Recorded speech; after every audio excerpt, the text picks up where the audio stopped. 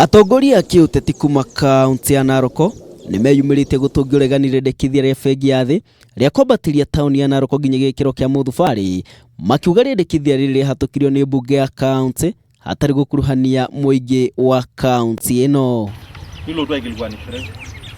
Hĩndĩ ya gĩikaro na athuri a rũrĩrĩ rwa ukabi, mũmbunge wa Narok ya rũgongo Moitarel Olekenta augĩte nĩmeharĩirie gũthiĩ igoti-inĩ kuregana na rĩanĩrĩra rĩrĩa acabithirio tarĩki 5 mweri mũhĩtũku, akiuga thirikari ya kaunti ũndũ ũmwe na mbunge nĩciagararire makinya marĩa mendekithĩtio kĩwatho. County Assembly ya Narok na governor wa Narok walifanya hiyo kazi kwa njia ambayo ilikuwa kinyume na sheria.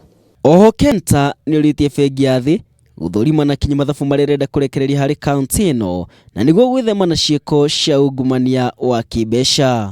Mwena-inĩ wa KMC wa Guthukio Christine Lamen na ũrĩa nĩwe mũtumia wa mũmwe harĩ MCA 49 nĩariganĩte na mũbango ũyũ, akiuga rĩendekithia rĩrĩ nĩrĩbatiĩ gũcokio bunge-inĩ na nĩguo mĩtaratara rĩrĩ na ucuke ĩmũrĩkwo werũ. Hii kitu haikufanywa kwa njia ambayo ilistahili kwa sababu public participation haikuwa adequate kabisa.